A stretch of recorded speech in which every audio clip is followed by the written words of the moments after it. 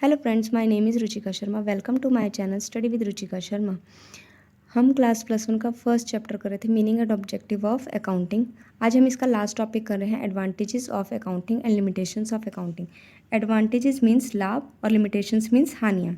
First is helpful in management of business. Management needs a lot of information for the efficient running of business. All such information is provided by the accounting, which help in planning, decision making, controlling, etc. Management को बहुत सारी information की ज़रूरत होती है किसी भी business को एफिशिएंटली चलाने के लिए या स्मूथली चलाने के लिए। वो सारी इन्फॉर्मेशन बिज़नेस को कहाँ से मिलती हैं? अकाउंटिंग के थ्रू। इसकी हेल्प से ही बिज़नेस में प्लानिंग की जाती है, डिसीजन मेकिंग की जाती है एंड कंट्रोलिंग की जाती है। Next is provide complete and systematic record. Business transactions have grown in size and complexity, and it is not possible to remember each and every transaction. Accounting keeps systematic record of a business transaction. किसी भी business के grow करने से उसकी business transaction भी बढ़ती है, जिसकी वजह से क्या होता है कि सारी की सारी ट्रांजैक्शंस को याद रखना पॉसिबल नहीं होता है। तो अकाउंटिंग क्या करती है? उन सारी ट्रांजैक्शंस को सिस्टमेटिकली रिकॉर्ड करती है। Next is information regarding profit और loss. Accounting report the net result of business activities of an accounting period. Profit and loss account prepared at the end of each accounting period. The net profit earned or loss suffered during that period. Accounting report तैयार की जाती है, उससे क्या पता चलता है कि बिज़नेस का नेट रिज़ल्ट का पता चलता है, और उस नेट रिज़ल्ट को पता लगाने के लिए बिज़नेस को प्रॉफिट एंड लॉस अकाउंट बनाना पड़ता है, जिससे बिज़नेस के नेट प्रॉफिट या फिर नेट लॉस का पता चलता है कि एक अकाउंटिंग पीरियड में कितना प्रॉफिट हुआ है या फिर कितना लॉस हुआ है। Next is information regarding financial position. Accounting reports the financial position of the business by preparing a balance sheet. At the end of each accounting period, balance sheet discloses the position of assets and their values and liabilities and capital. Accounting report बनाने के लिए company की financial position check की जाती है। Financial position कैसे पता चलेगी किसी भी कंपनी की? बैलेंस शीट के थ्रू। अब बैलेंस शीट में क्या क्या लिखा जाता है? बैलेंस शीट में कंपनी की एसेट्स होती हैं, कंपनी की लाइबिलिटीज़ होती हैं, कंपनी की कैपिटल्स होती है। एसेट्स कंपनी की प्रॉपर्टीज़ होती हैं, लाइबिलिटीज़ ऐसी मनी होती है जो कि कंपनी ने या बिजनेस ने लोन ले रखा होता है जिसको रिटर्न करना होता है। कैपिटल वो मनी होती है जिसको इन्वेस्टर ने कंपनी में इन्वेस्ट किया होता है। Next is enable comparative study. By keeping a systematic record, accounting help the owner to compare 1 year cost, expenses, sales and profit etcetera with those of other years. Accounting में सारा systematic record रखा जाता है हर साल के profit and loss का, expenses का, sales का। तो इनको हम क्या कर सकते हैं? कंपेयर कर सकते हैं दूसरे की लास्ट ईयर से, कि हमें लास्ट ईयर ज़्यादा प्रॉफिट हुआ था या इस साल ज़्यादा प्रॉफिट हुआ है, या लास्ट ईयर ज़्यादा सेल हुई थी या इस साल ज़्यादा सेल्स हुई। तो इस तरह से कंपैरिजन किया जा सकता है। Next is facilitates sale of business. If a business entity is being sold, the accounting information can be utilized to determine the proper purchase price. अगर किसी भी बिजनेस एंटिटी को सोल्ड आउट करना है, बेचना है, तो हमें क्या करना पड़ता है? उसकी परचेज प्राइस का पता होना चाहिए। तो वो परचेज प्राइस हमें कैसे पता चलती है? अकाउंटिंग से ही पता चलती है। Next is helpful in raising loans. Accounting information is a great help while raising loans from banks और अदर फाइनेंशियल इंस्टीट्यूट। किसी भी बिज़नेस को रन करने के लिए हमें मनी की ज़रूरत पड़ती है। तो वो मनी कहाँ से आती है? हम लोन लेते हैं, या तो बैंक से लेंगे लोन या फिर किसी फाइनेंशियल इंस्टीट्यूट से लेंगे। तो कोई भी बैंक या फिर फाइनेंशियल इंस्टीट्यूट हमें तभी लोन प्रोवाइड किसी भी बिज़नेस को तभी लोन प्रोवाइड करता है जब उसे पता है कि वो बिज़नेस उसका पैसा वापस कर सकता है या नहीं कर सकता है। वो कैसे पता चलेगा? अकाउंटिंग के थ्रू ही उसे पता चलता है।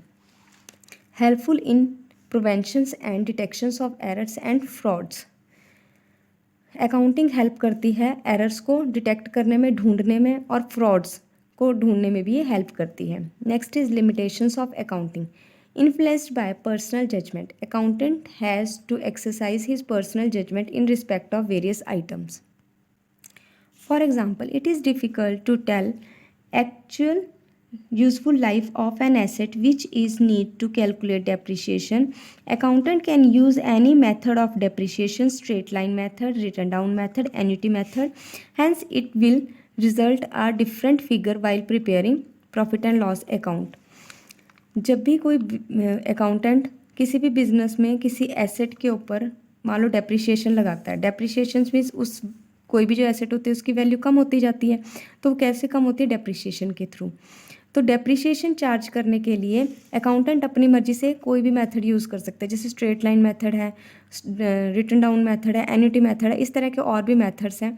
लेकिन जब हम इन मेथड्स को यूज़ करते हैं तो जो हमारे पास रिजल्ट आता है वो क्या आता है? डिफरेंट आते हैं, जिससे कि हमें एक्चुअल प्रॉफिट एंड लॉस का पता नहीं चलता। तो इसलिए इसको एक लिमिटेशन माना गया है। Next is based on accounting concept and convention the financial position disclosed by the business may not be realistic because while preparing balance sheet the fixed asset values shown as per their cost not at their market cost। जब किसी भी business की financial position को disclose किया जाता है वो realistic नहीं होती है, मतलब रियल नहीं होती है। क्यों? क्योंकि बैलेंस शीट जब बनाई जाती है तो जो फिक्स्ड एसेट की वैल्यू शो की जाती है वो मार्केट प्राइस पर होनी चाहिए, लेकिन हम उसको किस पे करते हैं? कॉस्ट प्राइस पर ही उसको शो करते हैं, जबकि ऐसा नहीं होना चाहिए। Incomplete information. Accounting statement provide only the incomplete information because the actual profit or loss of the business can be known only when the business is closed down. Accounting statement जो होती है वो हमें complete information provide नहीं करती, क्योंकि किसी भी business की complete information हमें तभी मिल सकती है जब वो business या तो बंद होता है या उसको बेच दिया जाता है, तभी हम उसकी actual profit और loss को पता लगा सकते हैं। Next is omission of qualitative information. Accountants certain only those information that are only expressed in term of money. Qualitative information are ignored from the books of accounts. Accounting में सिर्फ उन्हीं information को include किया जाता है जो कि monetary term में होती है, मतलब पैसे की फॉर्म में होती है। इनमें क्वालिटेटिव इन्फॉर्मेशन को इग्नोर किया जाता है, इंक्लूड नहीं किया जाता है, चाहे वो बिज़नेस के लिए कितनी भी इंपॉर्टेंट क्यों ना हो। फॉर एग्जांपल अगर बिज़नेस में स्ट्राइक हो जाती है तो हम उसको क्या करते हैं? इग्नोर करते हैं, क्योंकि उसका एडवर्स इफेक्ट तो पड़ता है बिज़नेस के ऊपर, लेकिन हमें ये नहीं पता चलता कि कितना लॉस हो रहा है, तो इसीलिए हम उसको क्या करते हैं? बिजनेस ट्रांजेक्शन्स में इंक्लूड नहीं करते हैं। Next is based on historical cost. Accounts are prepared on the basis of historical cost, that is the original cost. As such the figures given in the financial statement do not show their effect of changes in price level. Accounts जब prepare करते हैं तो उसमें historical cost original cost per उसको show किया जाता है, लेकिन किसी भी एसेट की जो मार्केट प्राइस है वो चेंज होती रहती है, तो इसमें उसको इग्नोर किया जाता है। Next is effect bye window dressing. Window dressing refers to the practice of manipulating accounts so that the financial statement may disclose or more favorable position than the actual position. Window dressing का मतलब है कि accounts को manipulate किया जाता है, अपनी मर्जी से अकाउंटेंट इसमें थोड़ा बहुत चेंजेस ला सकता है, जिससे कि वो अपने कंपनी का फेवरेबल पोजीशन को दिखाता है, एक्चुअल पोजीशन को नहीं दिखाता, क्योंकि कोई भी जो बिजनेस है वो अपनी कंपनी को प्रॉफिट में ही दिखाना चाहता है। Next is unsuitable for forecasting.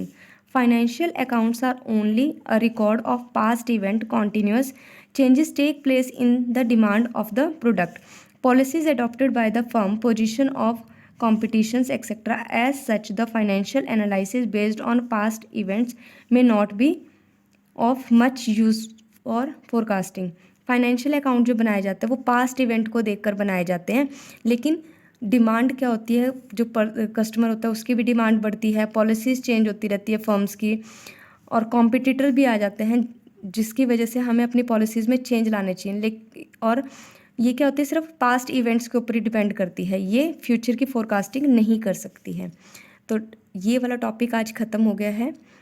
अब हम नेक्स्ट चैप्टर स्टार्ट करेंगे। अगर आपको मेरी वीडियो पसंद आती है तो like, subscribe and share. Thank you.